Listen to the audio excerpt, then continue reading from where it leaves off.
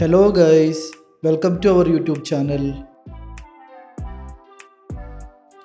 ഇന്ന് നമ്മൾ വന്നിരിക്കുന്നത് വിയറ്റ്നാമിലെ അതിപുരാതനമായ ഒരു ബുദ്ധമത ക്ഷേത്രത്തിലേക്കാണ്.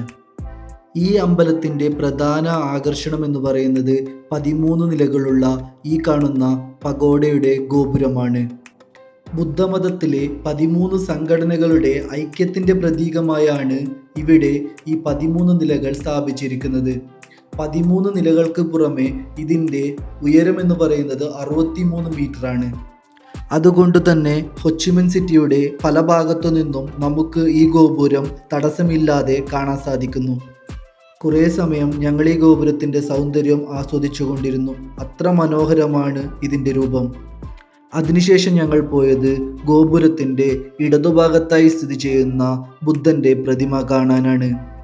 ഈ ബുദ്ധ പ്രതിമയും നല്ല ഉയരം കൂടിയ പ്രതിമയാണ്. 7 മീറ്ററാണ് ഈ ബുദ്ധ പ്രതിമയുടെ ഉയരം.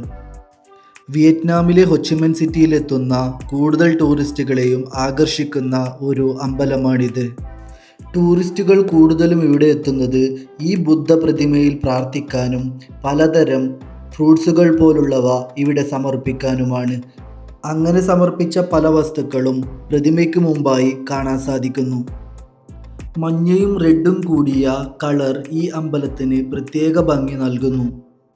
ഈ ക്ഷേത്രത്തിൻ്റെ രൂപനിർമ്മാണവും കുറച്ച് വ്യത്യസ്തമാണ്. വിയറ്റ്നാമിലെ ബുദ്ധമത വാസ്തുവിദ്യാ ശൈലിയാണ് ഈ ക്ഷേത്ര നിർമ്മാണത്തിനായി ഉപയോഗിച്ചത്. അതുകൊണ്ട് തന്നെ ഈ ക്ഷേത്രത്തിൻ്റെ ഭംഗിയും വേറിട്ടു നിൽക്കുന്നു. അതിനിടയിൽ ഞങ്ങളും ബുദ്ധപ്രതിമയിൽ തൊഴുതു വന്നു.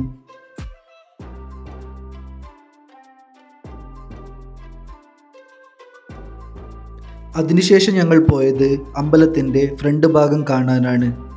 ഫ്രണ്ട് ഭാഗവും വളരെ മനോഹരമായിരിക്കുന്നു.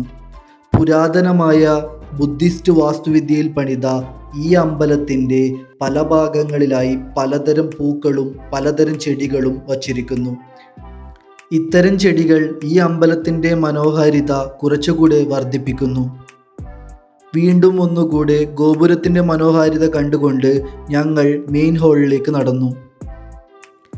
ഈ നടകൾ കയറിയാൽ നമ്മൾ എത്തുന്നത് അമ്പലത്തിൻ്റെ 1ാമത്തെ നിലയിലേക്കാണ്. 1ാമത്തെ നിലയിൽ കൂടുതലായും സന്യാസികൾ താമസിക്കാനാണ് ഉപയോഗിക്കുന്നത്. ഈ ഫ്ലോറിനും കുറച്ച് പ്രത്യേകതയൊക്കെയുണ്ട്. വിയറ്റ്നാമിലെ തന്നെ ഏറ്റവും ഭാരമുള്ള മണി സ്ഥിതി ചെയ്യുന്നത് ഈ ഫ്ലോറിലാണ്.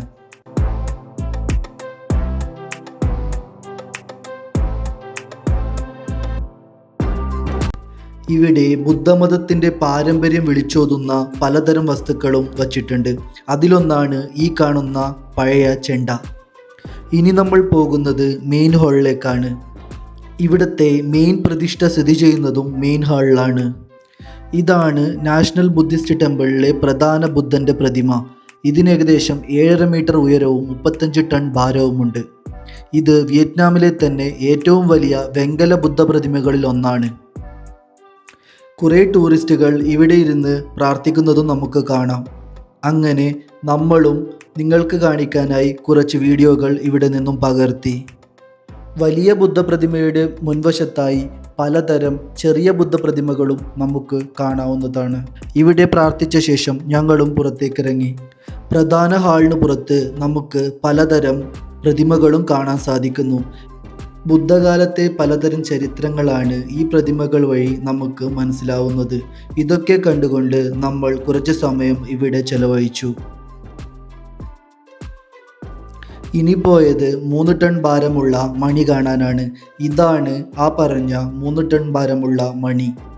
ഭാരത്തിനു പുറമെ ഏകദേശം 3 മീറ്റർ ഉയരമുള്ള ഒരു മണിയാണ് ഇത്. ഇത് നമ്മൾ അടിക്കാതിരിക്കാനായി കയറുകൊണ്ട് ബന്ധിച്ചിരിക്കുന്നു. മനോഹരമായ താമര പാറ്റേണുകളിലൂടെ ട്രാൻ രാജവംശത്തിൻ്റെ കലാപരമായ പൈതൃകങ്ങൾ ഇവിടെ പ്രദർശിപ്പിച്ചിരിക്കുന്നു. മണിയിൽ വിയറ്റ്നാം ഭാഷയിൽ എന്തോ ഒന്ന് എഴുതി വച്ചതായും നമുക്ക് കാണാം. ഇതൊക്കെ കണ്ട ശേഷം താഴേക്ക് വന്ന് കുറച്ച് ഫോട്ടോകൾ എടുത്തു.